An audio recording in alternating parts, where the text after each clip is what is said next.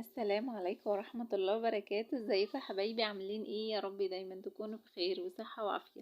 وحشتوني كتير قوي قوي. من الفيديو اللي فات جاي لكم النهاردة بقى بفيديو كده تشجيعي ونشاط ونضع بقى الكسل وكل حاجة. وحشتوني كتير، عايزة بقى تشجيعاتكم للفيديو ده. طبعا قبل ما ابدأ الفيديو حابة اشكركم على كلامكم الحلو وتعليقاتكم الحلوة ليا. وطبعا برحب بكل متابعين الجدد اللي اشتركوا في القناة عندي جديد. اشتراككم على راسي وشرف ليا اكيد. يا رب دايما ابقى عند حسن ظنكم وتكونوا بتستفادوا من الفيديوهات بتاعتي.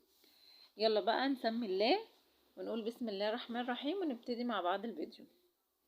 بصراحة الفيديو ده انا كنت عاملاه تحدي بيني وبين نفسي، والحمد لله الحمد لله اللهم لك الحمد ولك الشكر يا رب.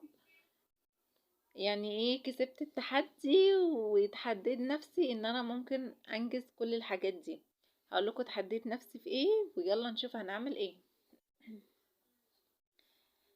اول حاجة بقى قمت الصبح صليت، قرأت الورد القرآني بتاعي عشان ان شاء الله بإذن الله خلاص هختم القرآن. الحمد لله والف حمد والف شكر ليك يا رب. عقبالكم جميعا يا رب اللهم امين. قمت بقى الصبح صليت، قرأت القرآن بتاعي، قعدت استغفرت شوية وتوكلت بقى على الله وقلت ايه، هقوم اشوف ورايا ايه.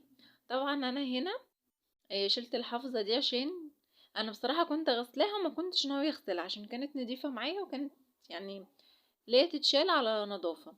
جيت بقى ما شاء الله كندا الله يبارك لها وقعت لي عليها شفشق عصير البلح وقلت ايه، يلا مش مشكلة. قلت الحمد لله انها جت على قد كده.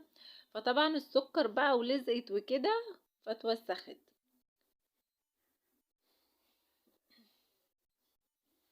تمام لحد كده تمام. جينا تاني يوم راحت كندا مش كندا بقى، جودي ربنا يبارك لها. طبعا هي كمان راحت موقعة لي عليها ايه، الزبادي. فيعني كملت، هي قالت هتغسل يعني هتغسل فما حرمتهاش من حاجة. فقلت بقى ايه خلاص طالما وقع عليها الحاجات دي كلها لازم تتغسل. شلتها بقى ونفضتها بره، حطيتها بره على السلم، قلت لحد ما اجي اغسلها وادخلها تاني.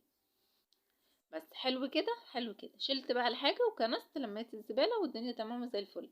جيت بقى الناحية التانية ناحية السفرة، شلت بقى الحاجات كلها، الترابيزة اللي كان محطوط عليها السماعات والحاجات دي كلها، وهبتدي بقى ايه اكنس السجادة عشان خاطر لما اجي اغسلها تبقى نظيفة ومش عليها زبالة ولا تراب ولا اي حاجة. بكنسها كنسة حلوة كده بنت ناس. طبعا التنظيف العميق انا كنت عاملة قبل رمضان ومزعفة الحيطان والدنيا نظيفة وزي الفل، مش محتاجة ان انا اعمل كل ده بصراحة.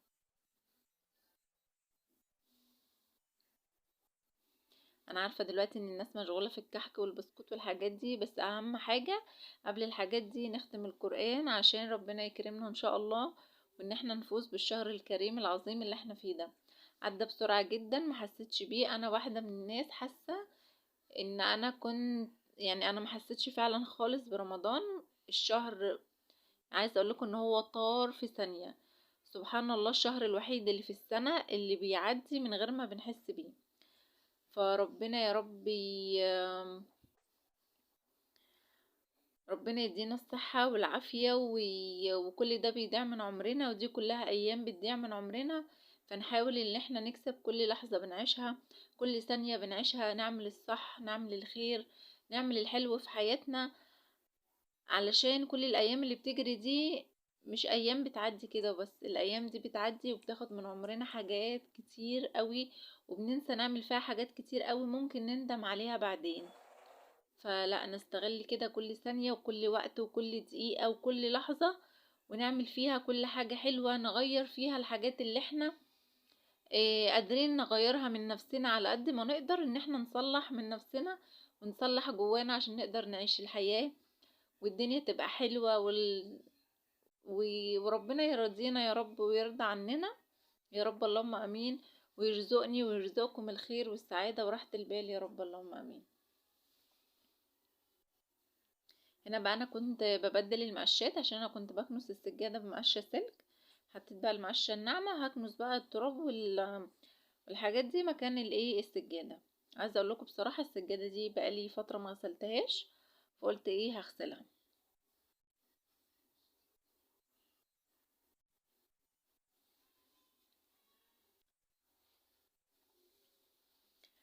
السفرة بتاعتي خفيفة لان الازاز اللي هو اللي بيبقى عليها ده مكسور، فبتبقى خفيفة وسهلة معايا، بقدر احركها يمين وشمال، يعني بتعامل فيها عشان الازاز اتكسر. وبصراحة مش ناوية اغير لها ازاز دلوقتي. بس كده خلصت، فهفرش بقى السجاد بتاعي كله فوق بعضه علشان خاطر يبقى سهل معايا في الغسيل. وانا بحط له كمان ميه، هحط له ميه سخنه علشان لو في اتساخات او بقع اللي هي تبوش معايا بسرعه. طبعا انا مش بعلمكم حاجه، انتوا شاطرين وعارفين كل حاجه وبتعملوا كل حاجه وبتطلع منكم زي الفل وتمام، بس انا بحب اشارككم يومي وبشارككم الحاجه اللي انا بعملها، مش اكتر ولا اقل. ممكن يبقى عندكم معلومه تقولوها لي، انا عندي معلومه اعرفها لكم، بنستفيد من بعض عشان الدنيا تمشي، لكن انا ما بعلمش حد. السجاد ده انا كنت شارياه السنه اللي فاتت، اللي هو البنك في ابيض، كان المتر عامل 120. في وقتنا هذا انا مش عارفه بصراحه هو عامل ايه، بس انا بصراحه كنت جايباه السنه اللي فاتت وكنت فرشاه في العيد الصغير، بس اتوسخ مني بقى وكده فشلته وركنته. قلت بقى اغسله عشان ايه يبقى نظيف ويتركن نضيف يعني. بس حطيت بقى المية السخنة وحطيت بقى شوية من الاريال وكلوروكس الالوان كده، وادعاكي بقى يا لوزة. خلاص فاضل كام يوم على العيد، والله العظيم انا مش مصدقة ان فاضل كام يوم على العيد. كل سنة وانتم طيبين، وربنا يجعل ايامكم كلها فرح وسعادة واعياد يا رب، اللهم امين. بدعك بقى حلوة قوي كده بالمقشة السلك دي، حلوة جدا وما بتتعبش في الغسيل خالص. بس خلصت بقى كده، كنت بجيب المساحة بتاعتي، عايزة اقول لكم كنت هتكعبل هنا على وشي وقعة، بس الحمد لله ربنا ستر. هحط بقى مية نظيفة كده وابتدي ان انا اشد بالمساحة عشان اشطف ايه السجاد. هقول لكم بقى انا اتحديت نفسي في ايه. اتحديت نفسي ان انا اليوم ده انا كنت رايحة فيه، كنت خارجة فيه تمام، فقلت لا انا هقوم استغل اليوم ده، هقوم بدري واخلص السجاد بتاعي بدري واعمل بره في الصالة عشان الدنيا تبقى معايا نظيفة وما كركبش الدنيا فوق ايه فوق دماغي. المهم فعلا قمت الصبح الحمد لله، كانت الساعة حوالي 7 كده، صليت زي ما قلتلكوا، قرأت الورد القرآني بتاعي وقعدت بقى، وقعدت اشتغلت، عملت اللي انا بشوفه معاكم دلوقتي ده. قمت بقى لميت الدنيا كده وحطيت السجاد وقلت انا هغسله قبل ما انزل، والحمد لله الحمد لله اللهم لك الحمد ولك الشكر يا رب، فعلا خلصت قبل ما انزل. بس هنا بقى كنت بغسل التانية برضو عشان تبقى معايا نظيفة. انا بتك قوي على الابيض عشان الابيض كان هو متسخ اكتر من البنك. عايزه اقول لكم خامة السجاد دي حلوة كده وناعمة وفرو كده جميلة. الولاد لما بيمشوا عليها بيبقوا مبسوطين قوي جدا. بس خلصت بقى، انا طبعا هدخلهم الحمام هشطفهم حلو تحت المية عشان انا مش عايزة ادلق مية كتير في الصالة عشان ما تعبش لما اجي المها. فانا شطفتها كده شطفة حلوة وقلت هاخدها معايا الحمام اشطفها برضو ايه براحتي بقى تحت المية. بس انا كده خلصت وايه، خلاص فاضل لي اخر سجادة.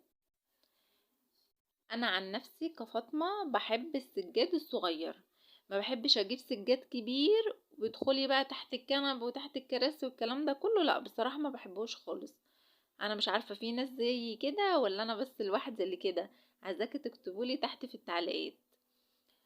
انا بصراحة الصغير بحس ان هو بيسهل عليا لما باجي اروق، هاجي هشيل همسح هكنس، بحس ان هو سهل في الشيل. لكن الكبير بقى ده لسه هكسل بقى هشيل تحت الكراسي وتحت الكنب والحاجات دي كلها بصراحة فبكسل.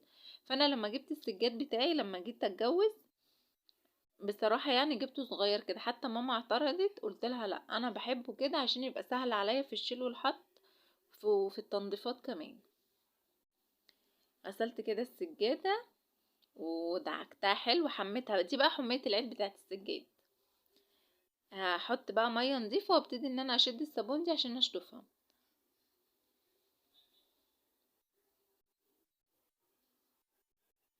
انا عايزه اقول لكم ان انا استحميت مع السجاد وهدومي اتغرقت ميه والحمد لله يعني. بس بصراحة والله العظيم خلص مني، ما خدش وقت خالص.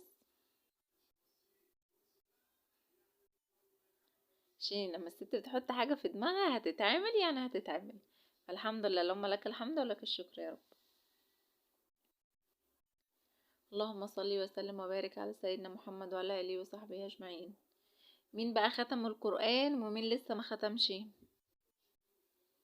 بس هنا بقى شطفتها شطفة حلوة كده، بس بصراحة انا شلتها لانها كانت تقيلة، مكنتش اعرف اشيلها معاكم خالص في الفيديو. كنت ممكن انا هقع ويتكسر وحاجات كتير كده، فقلت لا احنا فدا الحاجات دي كلها.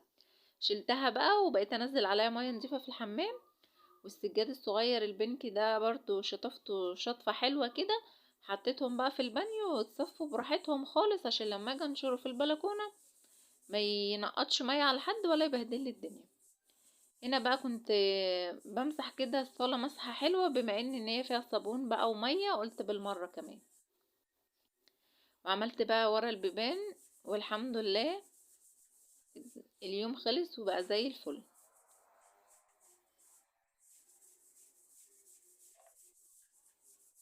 بس خلصت بقى، هجيب المساحة الم المية دي كلها وادخلها على الحمام.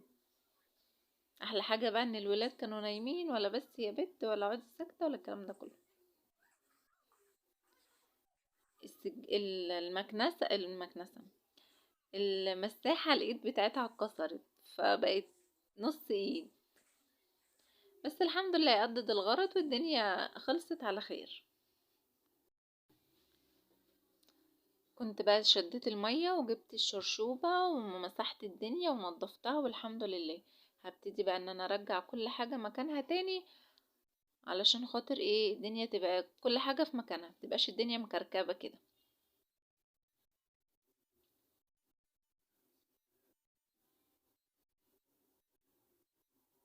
هنا بقى كنت بظبط الترابيزة كده، عشان لما نيجي نقعد عليها وحد يسند عليها ما تقعش.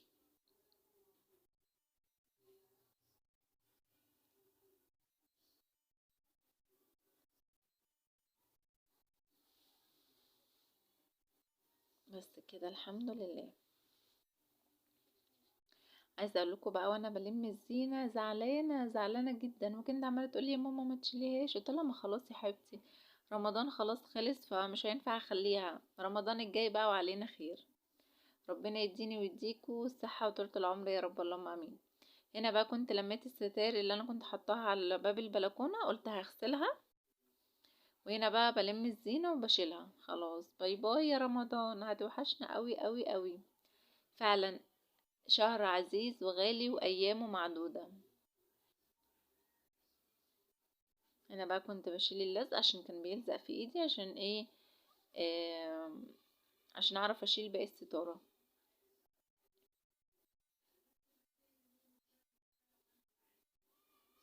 بس شلتها بقى الستارة. هشيل بقى بوجي وطمطم والزينة اللي هناك دي.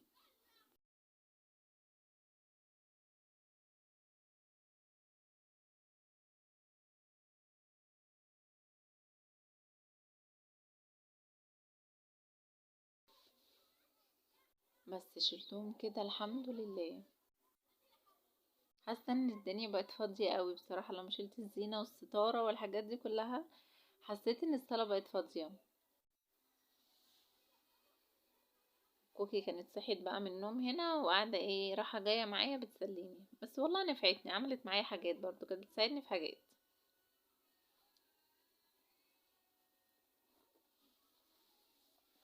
الجيل اليومين دول غريب بصراحه، عايز تليفونات ولعب وفلوس بس، مش عايزين مذاكره، مش عايزين اي حاجه تانية. فبصراحه ربنا يقوينا عليهم ويهديهم ويصلح حالهم يا رب، اللهم امين. بس اشيل بقى الستاره دي كلها. اه الستاره دي هشيلها عشان هغسلها. كده كده انا جايبه حاجات جديده هفرشها ان شاء الله. انا بصراحه ماما معودانا على التجديد والتغيير. في العيد والحاجات دي لازم نجيب حاجه جديده ولازم نغير. فربنا يديها الصحه والعافيه ويخليها ليا يا رب، ويبارك في صحتها وعمرها يا رب. هنا بقى كنت خلصت، هكنس بقى، هشيل ورا الكنب كده والكراسي، وهكنس كنسة نظيفة محترمة عشان لما اجي افرش الصلاة تبقى ايه، محتاجش ان انا اكنس بقى واشد والحاجات دي كلها. شلت كمان المفارش اللي على الكومود دي عشان خاطر اغسلها. بس كندا واقفة مترددة، اعدي ولا استنى، اعدي ولا استنى. يلا بقى قومي، لو وراكي حاجة ما تكسليش وتقولي ده لسه فاضل كام يوم، ده لسه فاضل اسبوع والكلام ده. لا، الوقت بيعدي بسرعة واليوم بيعدي بسرعة. فقومي انجزي نفسك عشان ما تلاقيش الدنيا مكركبة فوق دماغك والشقة على بعضها. قومي يلا خلصي، توكلي على الله وحطي الحاجة في دماغك وان شاء الله بإذن الله هتخلصيها وتنجزي كمان فيها. انا عايزة اقول لكم والله العظيم، انا في اليوم ده كنت خارجة، قمت اتحديت نفسي وقلت هخلص قبل ما انزل، وفعلا الحمد لله اللهم لك الحمد خلصت. فانا عايزاكي تعملي زي كده وان شاء الله الدنيا هتمشي وهتبقى تمام وزي الفل. بس هرجع بقى الكنب مكانه، انا كنست كده الحمد لله. وهعمل كمان ايه الجنب الناحية التانية ناحية الكراسي. عايزاكم بقى تدعولي دعوة حلوة كده بالله عليكم في الايام المفترجة دي.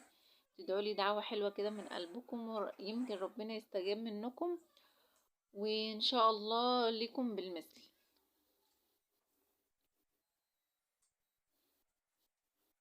طبعا كان في لعب بتاعتهم مرمية تحت الكراسي، قلت لكندا تعالي شيليهم علشان اي خاطر لما اكنس ما يروحوش يعني في الزبالة وكده.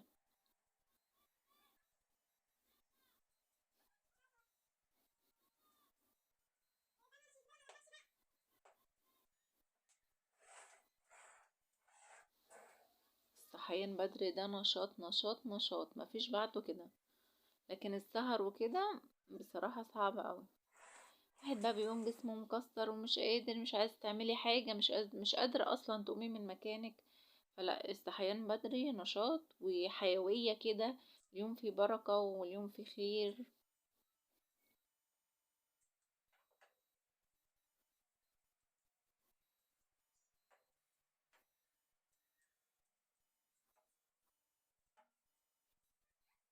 بس كده خلصت، هرجع بقى الكرسي مكانه والم بقى الايه الحاجات اللي طلعت معايا ارميها في الباسكت بتاع الزبالة.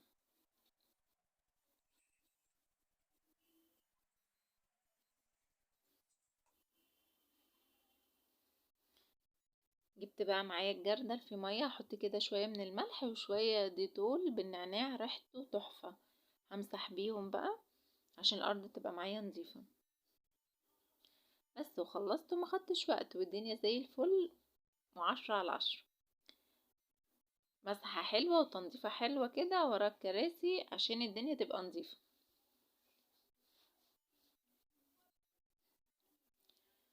لا إله إلا أنت سبحانك إن كنت من الظالمين يا رب، لا حول ولا قوة إلا بالله العلي العظيم. رتبوا لسانكم بذكر الله واستغفروا وصلوا على الرسول صلى الله عليه وسلم وعلى آله وصحبه أجمعين.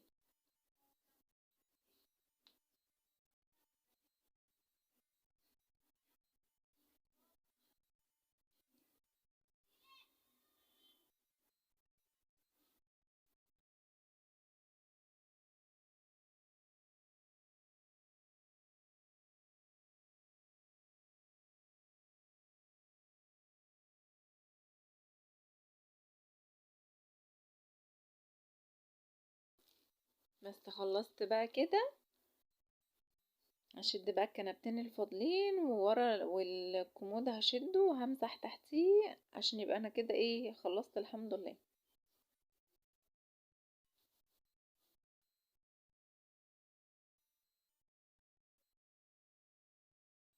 الدنيا معايا بقت نظيفة وتمام، 10 على 10. الواحد كده لما بينظف ويعمل بيحس براحة نفسية والدنيا بتبقى حلوة زي الفل. كده بقى خلصت.